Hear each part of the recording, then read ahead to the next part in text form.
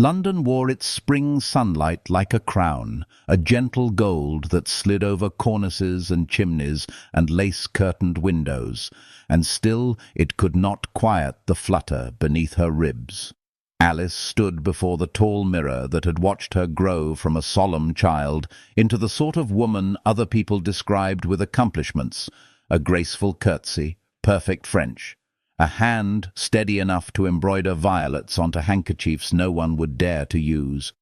The light loved her, the dark spill of her hair, the pale clarity of her skin, the precise arch of her brows, but the mirror, like society, reflected only what it was given.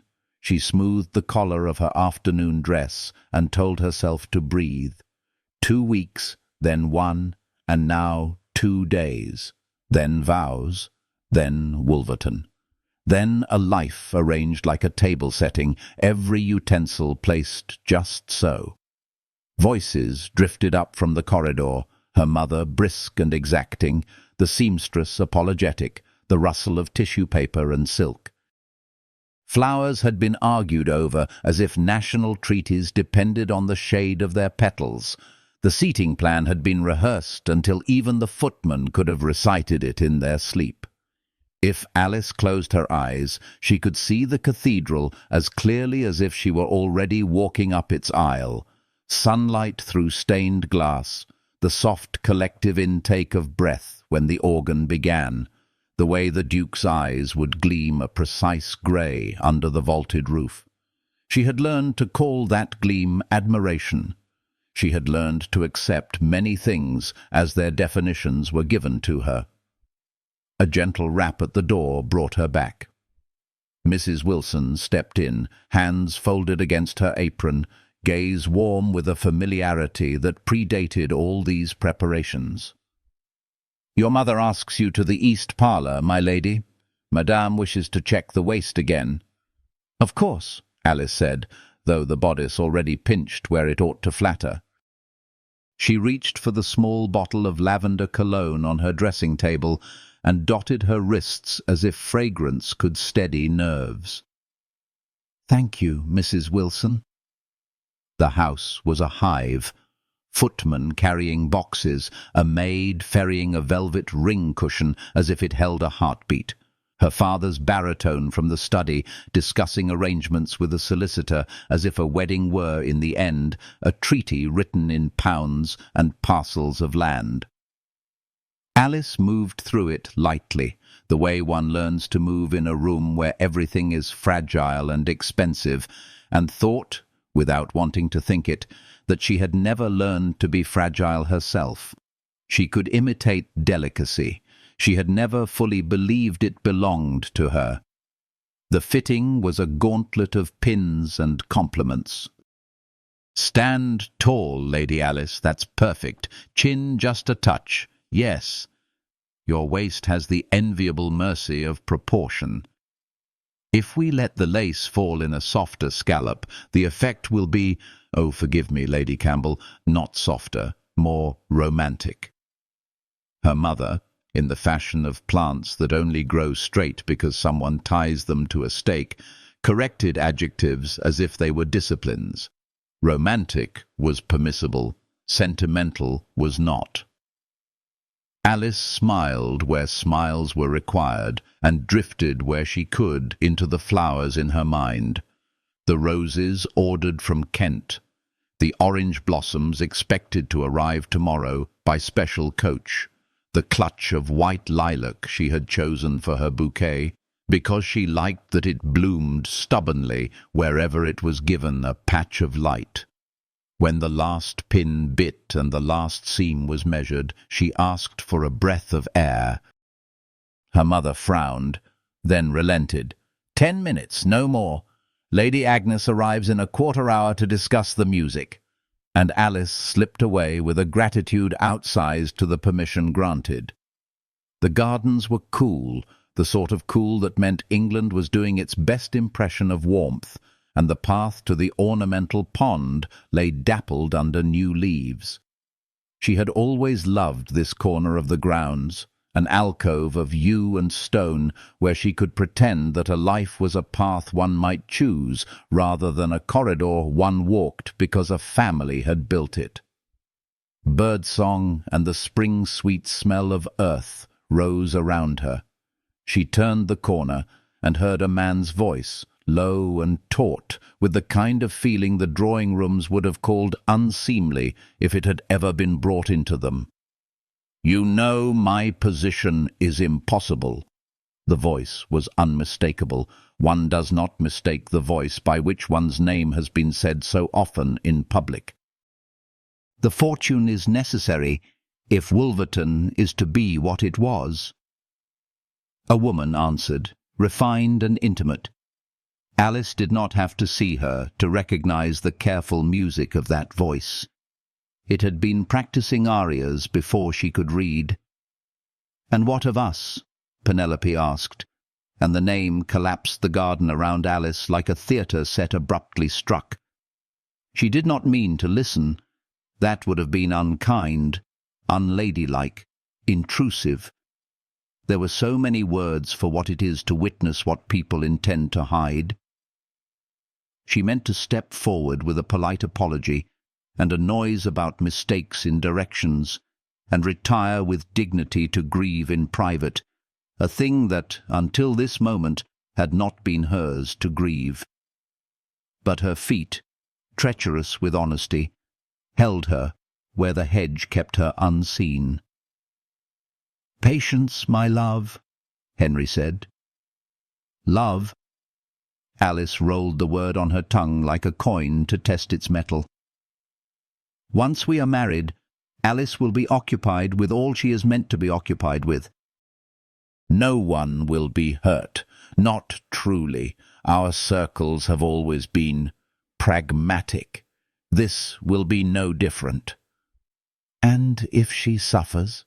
Penelope murmured, and for a breath Alice was grateful for the question until she heard what came after it. "If she suspects," and understood that her cousin's worry was not compassion, not exactly. It was calculation laced with guilt, and guilt paled quickly in the sun. "We will be discreet," Henry said. "It is the fashion. Believe me, darling, she will have everything she has ever been told to want. A title, position, charities enough to occupy every day of the year." His laugh was not unkind. That was the indecency of it. It was tolerant, the laugh one offers to a child who insists upon the wrong lesson. She was fashioned for this. Alice did not remember stepping forward. Only afterward would she realize that her body decided before her mind could select the appropriate sentence, the correct etiquette, the most forgiving interpretation. She came around the curve of hedge, and the two of them sprang apart like marionettes, cut from a single string. Penelope's cheeks flamed. Henry's face froze in the impassive dignity men cultivate for portraits and confrontation. "I see," Alice said, and heard in her own voice a calm she had never practiced, a winter on the tongue of a spring-born woman. "How convenient that the world makes rooms large enough for 3 where vows build houses meant for 2. "Alice," Henry began, at once tender and managerial, "this is not—" "It is precisely what it appears to be," she said, and wished suddenly and fiercely that she still did not know how to be cruel, because truth spoken plain can cut deeper than intention. "An arrangement for the rebuilding of Wolverton's fences, with my inheritance for the lumber and my name for the deed, and a parallel arrangement with my cousin for what you would call warmth." Penelope gathered her dignity like a shawl and lifted her chin. "You have no idea what conversation you have interrupted. We were speaking of patience," Alice said, "of discretion, of me." She looked at her cousin properly then, the beauty everyone remarked on, the soft mouth, the deplorable habit of seeing herself reflected only in a man's eyes, and found, complicatedly, both rage and the old affection. It would be easier, she thought, if Penelope had been a stranger. It is always easier to forgive the strangers we were not taught to love. She could have slapped him. She could have slapped her. She did neither. It seemed to Alice that for once in her life the correct gesture was the one nobody had drilled into her. "Our arrangement," she said quietly, and watched how the words changed the air, "is terminated." Henry stepped toward her with the expression men wear when they are about to rationalize for a woman's benefit. "Be reasonable. Think, I have done nothing else for months." The tremble when it came she held where no one could see it. "All the thinking your world demands is a woman calculating the weight of her silence. Today I find my arithmetic has improved." He frowned, distaste for the unexpected. "Your father has made announcements, Alice. Your mother. Think of her. Think of the guests. Think of the church and the borrowed jewels and the—" "Think of the roses," she said, and surprised herself by almost laughing. "You have rendered an entire country of gardeners useless." Penelope's mouth pinched. "Alice, please." The plea was for the maintenance of the story, not the preservation of a heart. "You will ruin everything." Then everything was ruinable, Alice said, and finally, at last, looked the truth full in the face. The altar prepared, the white-ribboned pews, the fine cutlery, and the egos arranged around a table like centerpieces, all of it balanced on a bare lie. How lightly they ask a woman to live under heavy things, she thought, and how heavily they expect her to carry what they themselves cannot bear. She turned on her heel, felt Henry's hand hover and withdraw. He would not risk a scene, he was far too well trained, and walked back across the lawn as if she were learning how to do it for herself. In the corridor, a maid slipped out of her way with a bob of apology. In her room she closed the door, and the quiet came down around her with the finality of a curtain. She stood very still while her heart performed its astonishment, while her throat conducted its burning, and when the tears arrived she did not arrange them prettily. She wept like someone in a storm. When the storm had spent itself, what remained was clarity, not comfort. She saw herself as she would look standing in that aisle, and felt an almost physical revulsion, as if she were being asked to walk into a crystal cage whose key had been lost long before she was born. She saw her father's pride, her mother's relief, Henry's hands resting with proprietary elegance on hers, Penelope's careful posture in some future drawing-room where she would be the shadow at the bright woman's side. She saw the gossip columns and the cold benevolence of women who are grateful to see another woman surrender because it reassures them about the necessity of their own surrender. She saw herself, years later, graceful, composed, occupied and emptied. She went to her writing desk and pulled a sheet of paper toward her. The pen did not shake, not because she was not afraid, but because fear had found something in her to hold on to that was not weakness. "My lord," she wrote, and paused, the ink gathering at the nib, like breath at the edge of a confession. She chose a name not because it was the most romantic, but because it was the one that had looked at her once across a crowded room and seen more than the dress she wore.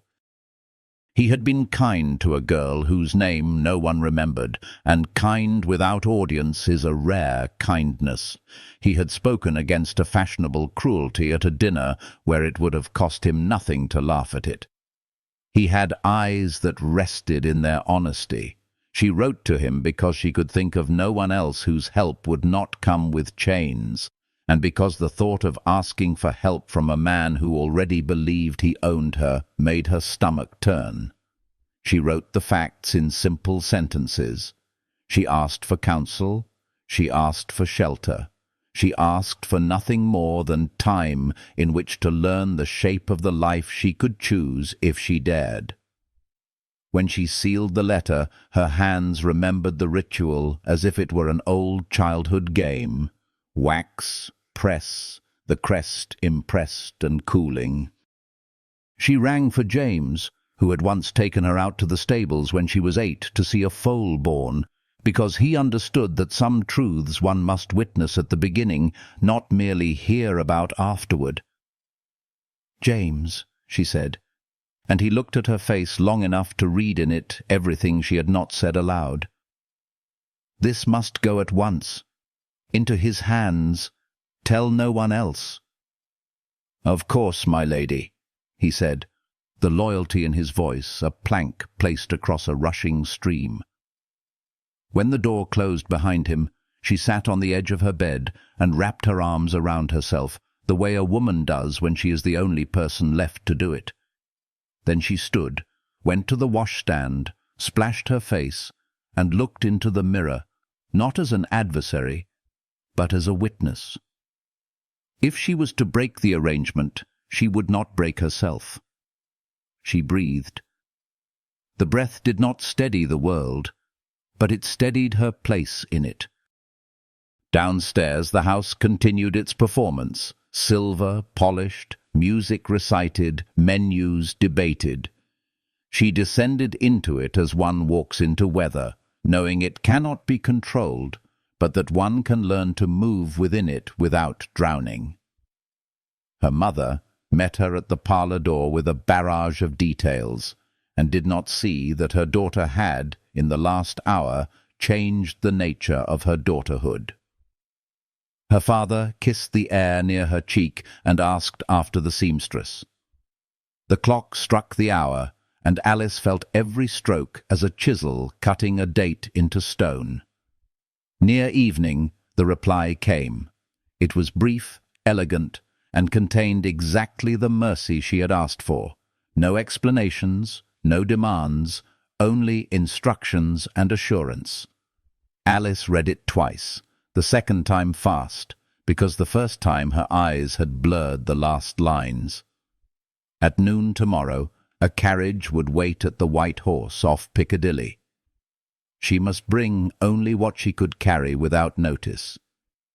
She would be safe. The word safe seemed an indulgence she had never permitted herself to long for, and here it was, offered as simply as a chair to a tired guest. The night was too long and too short. She wrote a note to her parents that said as little as possible while refusing to lie. She did not name Henry.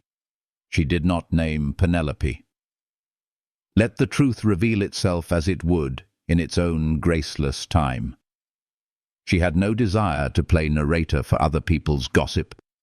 She placed the note where it would be found after she was gone.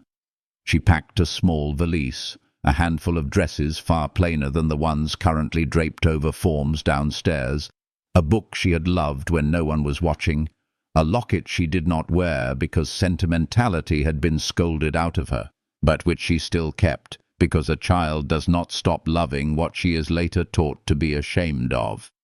Dawn made a pale chalk drawing of London. She dressed without help, a skill her maid would have assured anyone she did not possess, and slipped along the servants' corridor that smelled of soap and onion and the work of women whose names do not appear in announcements. In the kitchen, Mrs. Wilson looked up from a ledger as if she had been expecting her. "You'll want a cloak," she said, and handed Alice the one she had kept by the back door when she was 15 and mad for midnight stargazing. "It may rain." "Thank you," Alice said, and found that gratitude felt like a sturdy thing in the mouth. The streets had not yet fully remembered they were a city. Milk carts rattled. A boy whistled a tune nobody had taught him. She walked like any other woman with an errand. Once, near the corner where the baker set out the first loaves, she saw her reflection in a window, unadorned, unescorted, unannounced, and thought, yes. She arrived at the White Horse with the early hour, the kind of punctuality despair enforces. The carriage was there, as promised, unremarkable but fine in the ways that matter if one intends to disappear without being noticed. The coachman touched his hat and did not ask questions. She climbed in because there is a time when a life is a door, and one must either walk through it or spend the rest of one's days explaining why one did not. As the wheels took the stones, and then the road, and then the countryside, London loosened its grip, one building at a time. Fields replaced chimneys. White lambs blinked with the idiotic trust of creatures who have not yet learned that the world is made of both grass and knives. Alice sat with her hands folded over her valise, and felt for the first time since the hedge had taught her what betrayal sounds like, the smallest easing in her chest. Fear travelled with her. It would be a long time before it could be told to stay behind. But hope, that reckless trespasser, had climbed into the carriage without asking. She did not know if she had chosen bravery or merely made a mistake beautifully. Perhaps those are the same at the beginning. But as the road turned toward the west, and a wind with a salt memory slipped in through the window gap, she understood that whatever waited, sanctuary or judgment, or the complicated tangle of both, would be met by a woman who had, at last, made one decision for herself. The world would call it scandal. She would call it the first honest sentence of her life. The carriage wheels rattled over cobblestones as the city blurred into countryside, each mile carrying Alice further from the gilded prison that had been prepared for her. She sat rigidly, gloved hands clasped over the small valise that contained her hurriedly chosen belongings. To an outside observer, she might have seemed composed, but inside she was a tempest. Shame, fear, and a sharp-edged relief tangled in her chest. For the first time in her life, no one was directing her steps. The sensation was both exhilarating and terrifying. She watched hedgerows unfurl like green ribbons along the road, fields stretching into the distance under a pale spring sky.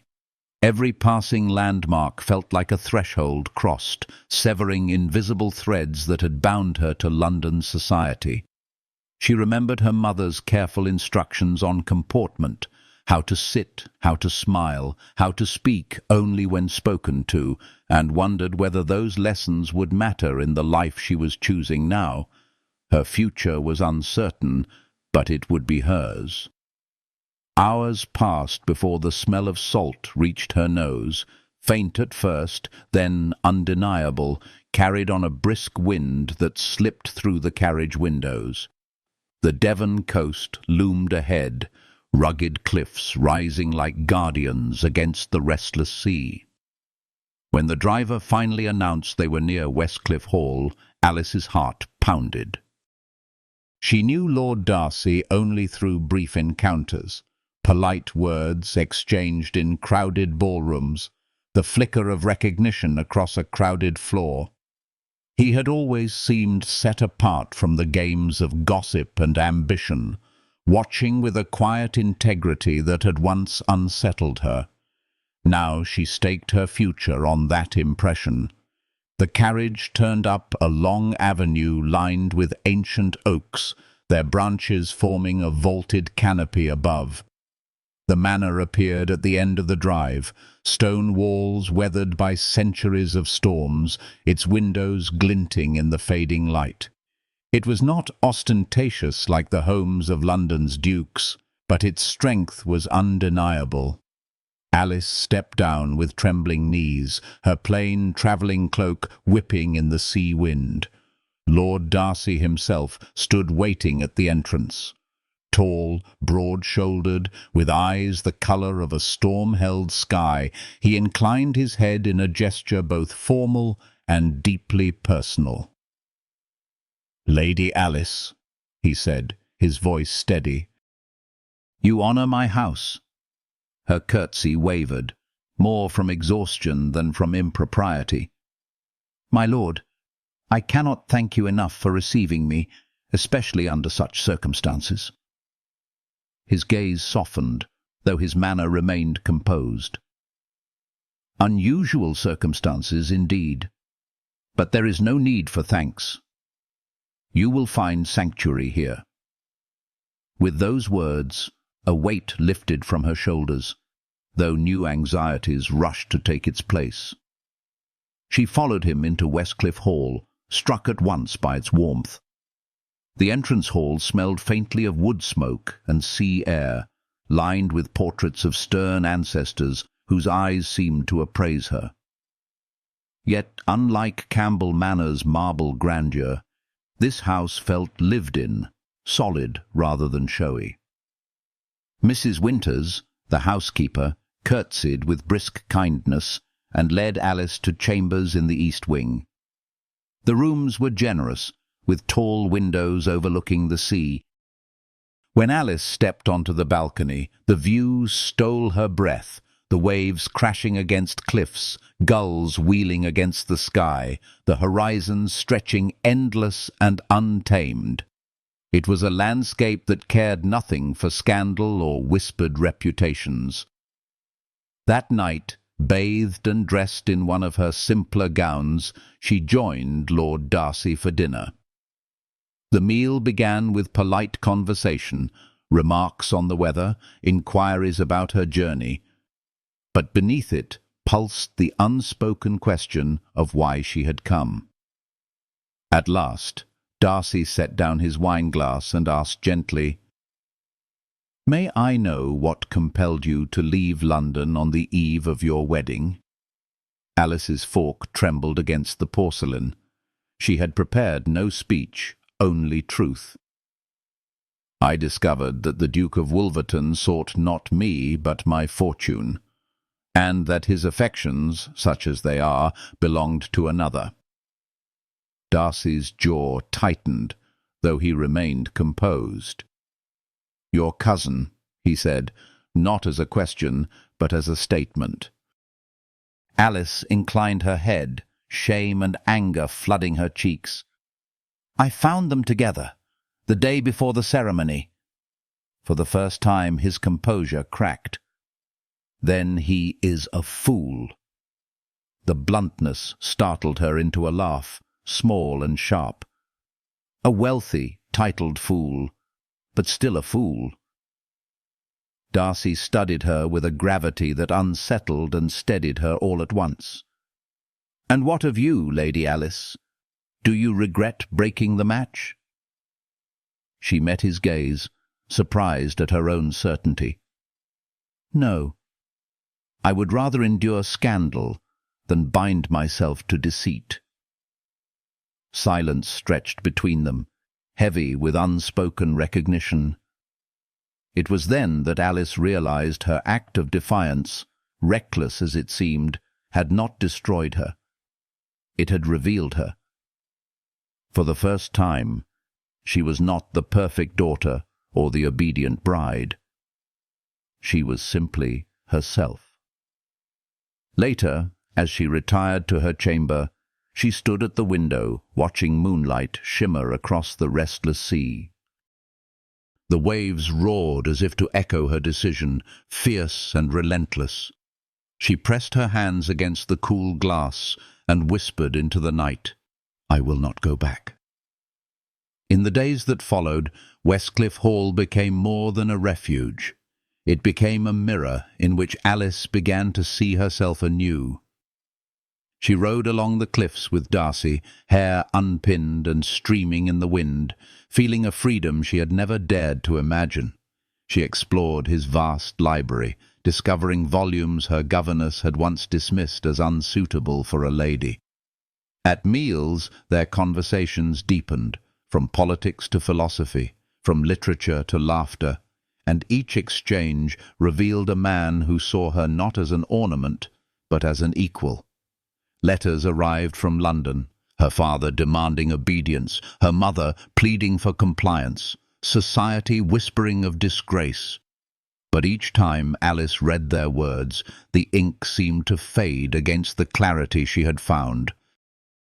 At Westcliff Hall, she was no longer a pawn in aristocratic games.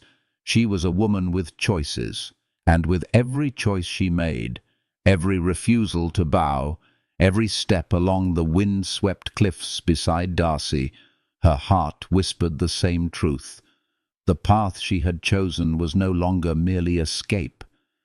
It was the beginning of something far more dangerous and far more precious, because freedom, once tasted, cannot be forgotten. Alice woke with the sea in her ears, not the polite lap of water against stone fountains she had known in London gardens, but the vast voice of the Channel, insistent and ungovernable. The curtains of her chamber trembled in the breeze that carried the brine into her lungs, and for the first time in many weeks she drew breath without feeling as though she borrowed it at another's expense. She dressed simply, a gown of soft blue wool, plain enough that no matron of society would have considered it fit for afternoon tea, and descended to breakfast. Lord Darcy was already there, a letter spread before him and a cup of dark coffee cooling at his hand. He rose as she entered, his courtesy steady as a ritual. "Good morning, Lady Alice." "Good morning, my lord." She smiled faintly, aware that the formality between them was already shifting into something more intimate, though neither had spoken of it. The servants poured her tea, and for a while they ate in companionable silence. When at last she set down her spoon, Darcy folded his letter with deliberate care. "There are matters I must attend to in the village today. The new schoolhouse roof is being finished, and the children will place their tokens in the beam for posterity. Would you care to accompany me?" Alice's heart leapt. "I would." So it was that she found herself riding beside him, the spring sun bright on the fields, the horses eager on the road. At first she clutched the reins with tentative fingers, recalling only the stiff side-saddle lessons forced upon her in childhood. But Darcy, watching with an amused glint, produced a habit more suited for astride riding. "My mother preferred it," he explained. "It frees the body. Will you try?" Her hesitation lasted only a moment. Then she swung her leg over, settling firmly in the saddle, and as the horse surged forward, she felt a startling joy, a liberation that had nothing to do with scandal or survival, but simply with motion. The wind tore pins from her hair, and Darcy's laugh rang out behind her, unrestrained and entirely un-London. The village welcomed them with cheerful familiarity. Darcy knew every name, every hardship, every small triumph. To Alice's astonishment, he moved among fishermen, shopkeepers and children with the same ease he displayed in drawing-rooms, but here his laughter was freer, his words warmer. She followed him into the half-built schoolhouse, where beams, scented of fresh timber, arched overhead. One by one the children placed their tokens, a marble, a pressed flower, a scrap of ribbon, into the hollow beam before it was sealed. Alice watched with misted eyes, realizing that here, far from the chandeliers of London, permanence was measured not in fortunes, but in memory. "You've done something remarkable," she told Darcy quietly. He shrugged, though the pride in his gaze betrayed him. "Education is the one inheritance no man can squander. Knowledge, once gained, belongs forever." They walked on to the harbour. Boats bobbed against their moorings, nets hung drying in the sun, and gulls wheeled overhead with raucous cries. Alice stood at the edge of the quay, staring out at the endless water. "How strange," she murmured, "that London feels a world away, and yet its whispers may already be reaching us." Darcy's expression darkened. "Do not let them trouble you. Truth has a way of weathering gossip." But truth, Alice thought, is seldom the coin society prefers to spend. That evening, when they returned to Westcliff Hall, she found a letter waiting. The handwriting was unmistakably her sister Catherine's, round and hurried. Alice broke the seal with trembling fingers and read by candlelight. Dearest Alice, all of London speaks of you. The Duke tells his version freely, that you were stricken by nerves, overcome by a collapse of the mind. He paints himself the patient suitor, waiting faithfully for your recovery. Wagers are already laid in gentlemen's clubs on how long before you return contrite. Father rages. Mother hides in her chamber. Yet I, dear sister, I believe you. I saw how his eyes never lingered, how Penelope's smiles were edged with triumph. If you have found refuge, cling to it. Do not return for their sake or mine. Return only if it is what you truly desire. With love, Catherine. Alice let the letter fall into her lap. Her pulse hammered in her throat. But what astonished her most was not anger, it was calm. A month ago such rumours would have crushed her. Now she found she scarcely cared. She folded the letter with deliberate precision and carried it down to Darcy, who sat in the library with a volume spread open. He read in silence, then handed it back, his jaw set. His arrogance knows no bounds. Let him think what he likes, Alice said, surprising herself. I cannot bend myself to suit his lies. Darcy's gaze lingered on her, searching, respectful. Then you are stronger than you know. Days passed. Alice learned to rise early, to walk the cliffs with Rebecca at her side, to lose herself in books she had never been permitted to read. She assisted Darcy in cataloguing volumes for a lending library, her hands ink-stained, her spirit unburdened. Each evening they dined together, conversation flowing from politics to poetry, from quiet confessions to bursts of laughter. Yet peace is seldom left unbroken. One afternoon, as they strolled through Dartmouth's narrow streets, a voice hailed them. "Lady Alice Campbell, by heavens, it is you!" She turned, heart sinking. Sir William Blackwood, an acquaintance from London, approached with the eager gleam of a man who had stumbled upon valuable gossip.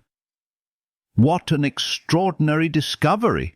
he exclaimed, glancing between Alice and Darcy with a smirk that threatened reputations with every breath. Darcy's voice cut like steel wrapped in velvet. "Lady Alice is my guest, recovering from ill health. Every propriety is observed." But Alice knew the damage was done. Within days, whispers would outrun them back to London.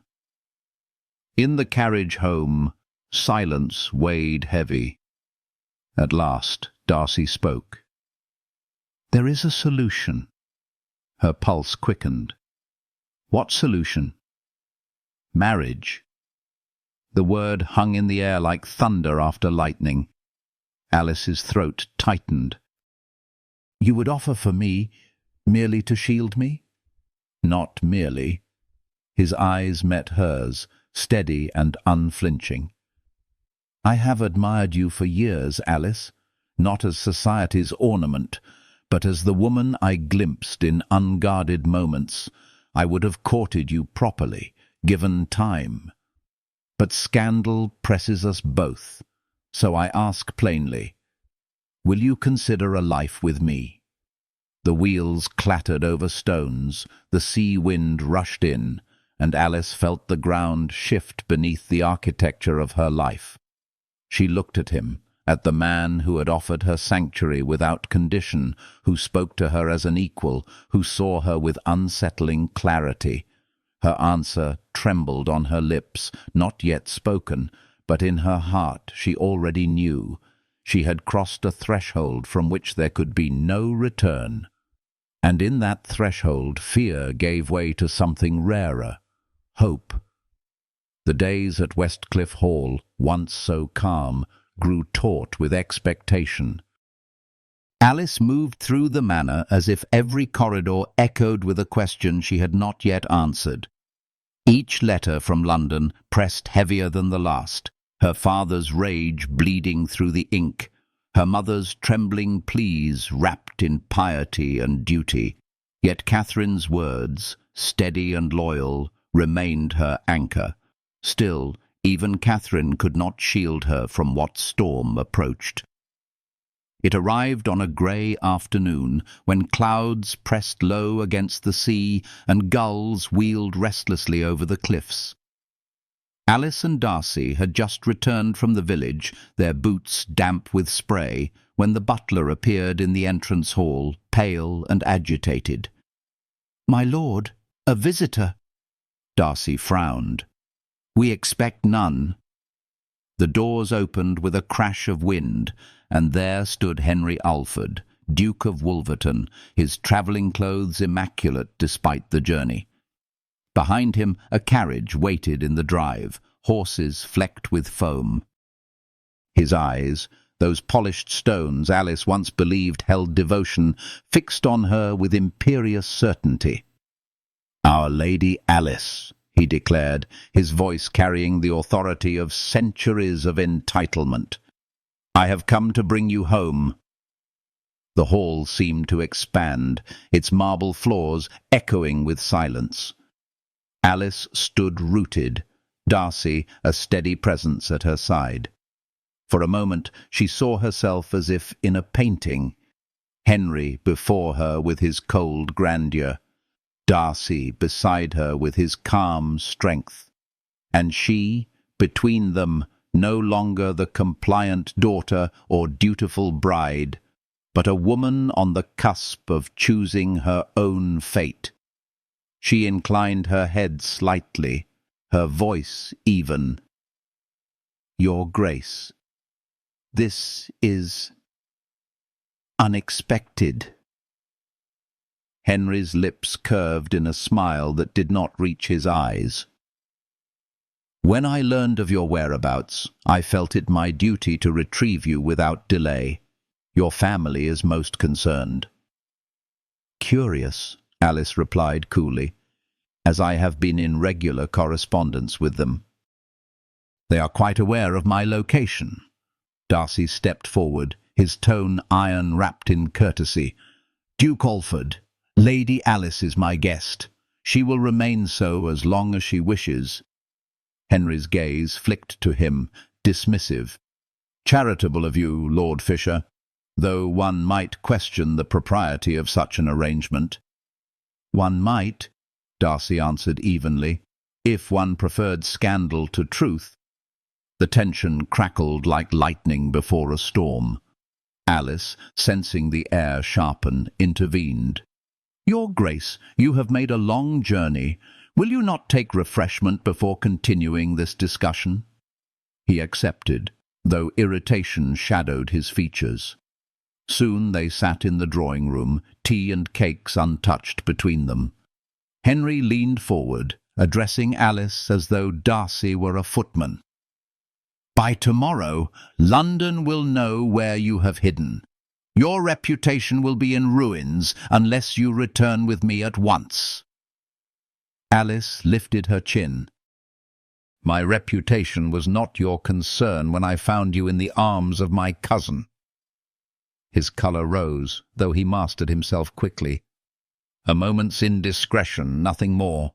Hardly grounds to destroy an alliance of such consequence. "An alliance," Alice echoed, "that benefited you with my fortune, my father with your title, and left me with nothing but humiliation. Tell me, Henry, where in that calculation lay my advantage?"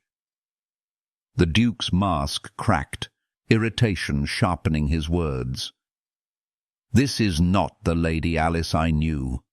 that Alice understood duty.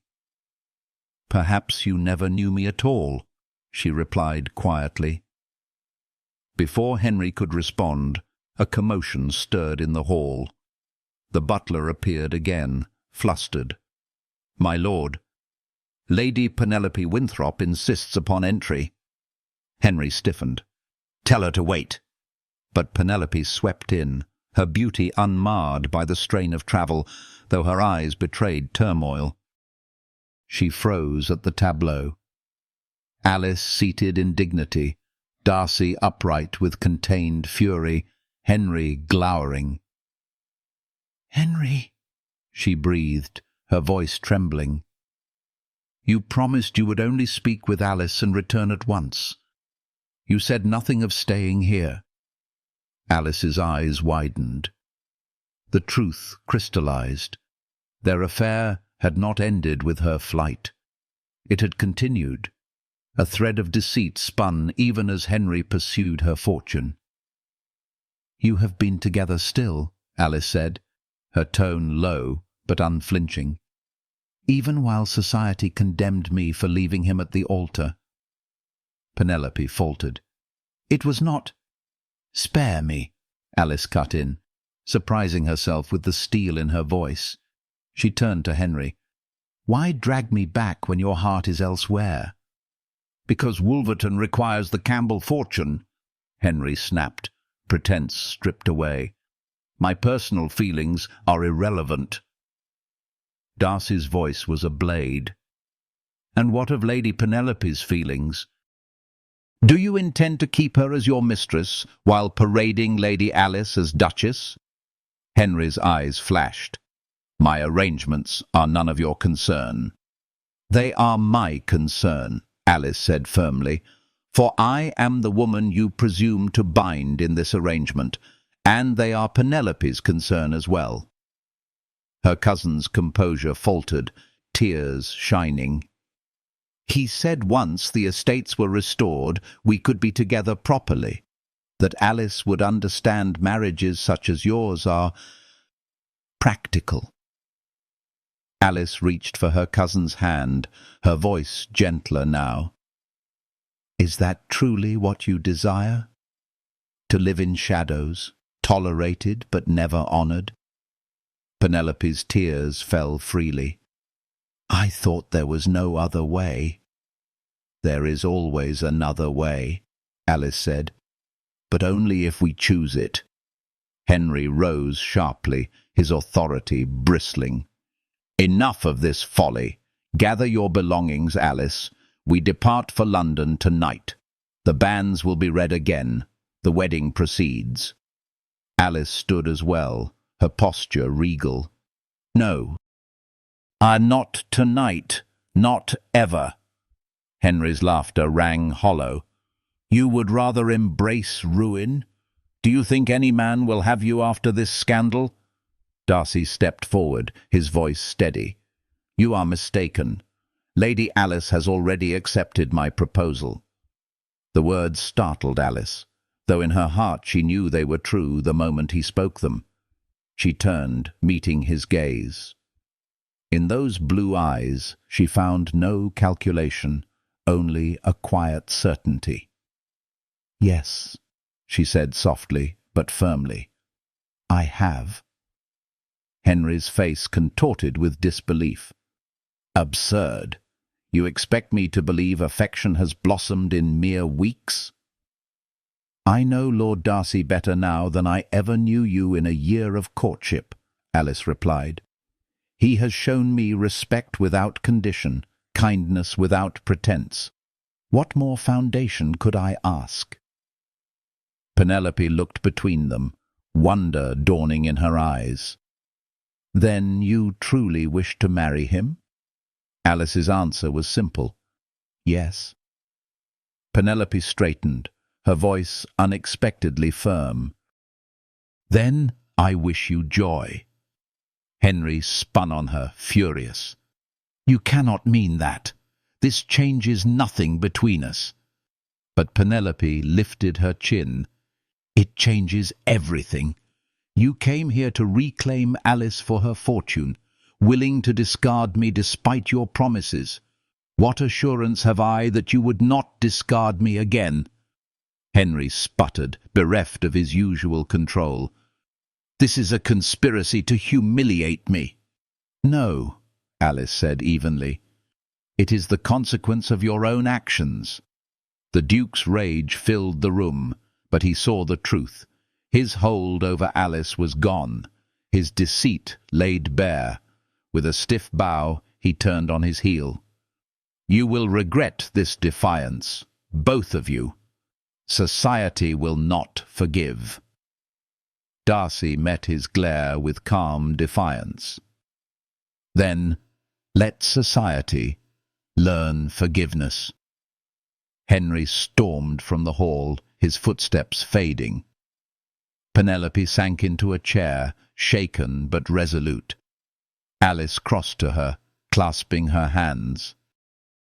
"You are welcome to remain with us, cousin, until you choose your own path." Penelope's tears gave way to a tentative smile. "Perhaps I shall. Perhaps it is time I learned to live for myself." When Darcy and Alice were alone at last, she turned to him, heart pounding. "Did you mean it? Your proposal?" His eyes softened. "Every word. I would have chosen a better moment, but truth seldom waits for convenience. Alice, I offer not only my name and protection, but my heart, flawed though it may be."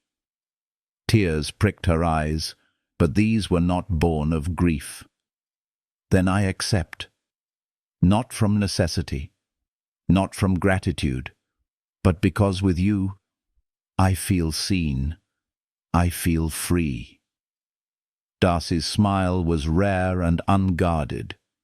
He lifted her hand to his lips. "Then we shall walk this path together, wherever it leads." Outside, the sea thundered against the cliffs, eternal and untamed.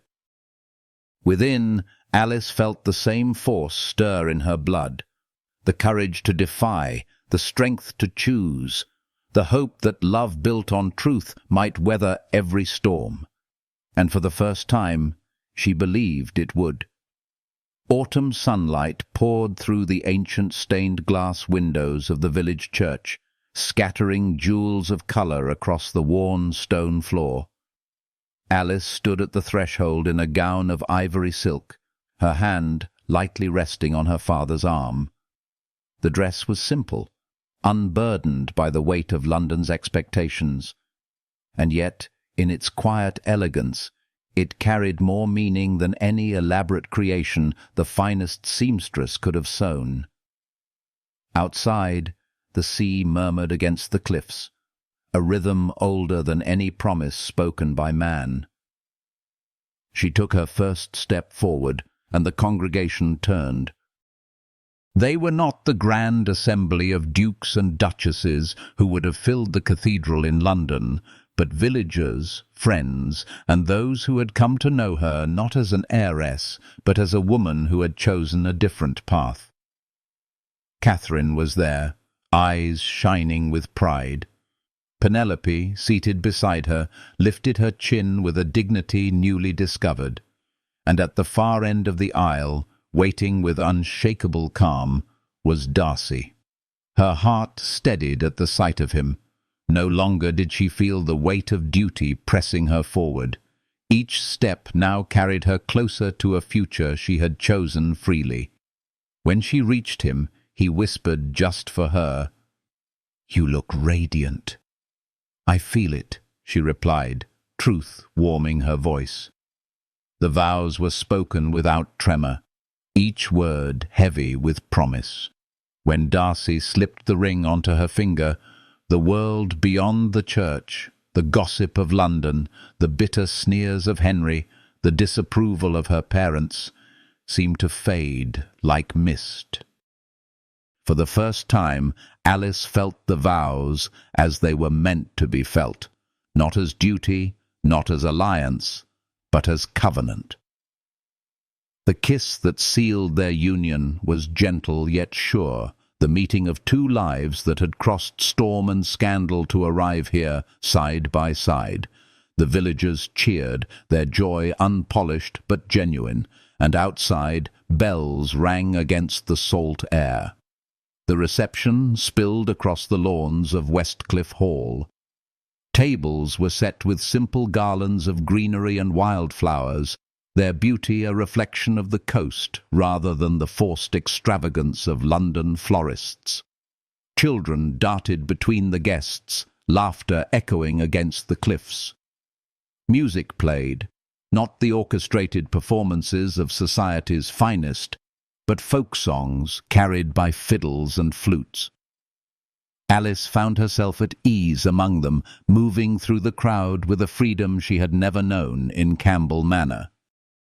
When Catherine embraced her, she whispered, "I have never seen you so at peace."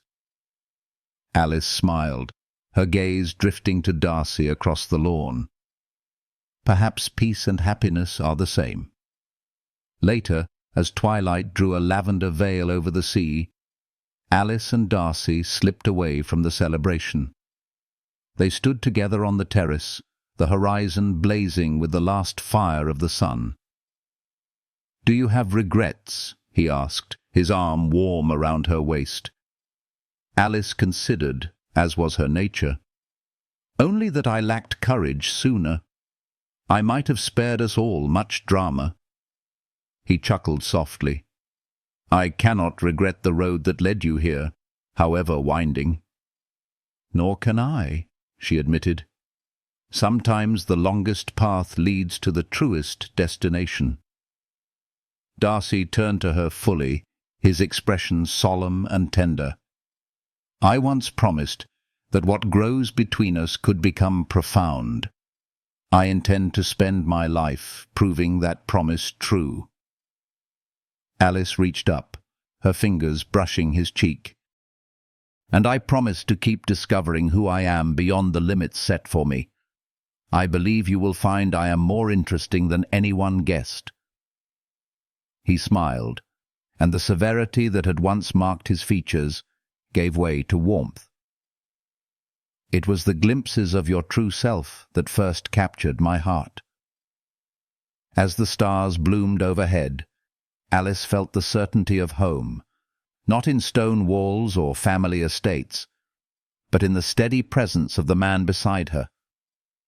Behind them, laughter and music still drifted from the reception, but before them stretched the vast, untamed sea, mirroring the boundless horizon of their future. In that moment, Alice understood. What she had lost in London was nothing compared to what she had gained. No longer the perfect daughter, no longer the compliant bride, she was a woman who had chosen truth over convenience, love over alliance, courage over fear. And in choosing so, she had found not only herself, but a partner who valued her as she truly was. The waves crashed below like an eternal benediction. And as Darcy drew her into his arms, Alice knew with absolute clarity that their story was only beginning, written not by duty nor by scandal, but by the courage of two hearts that had finally found one another.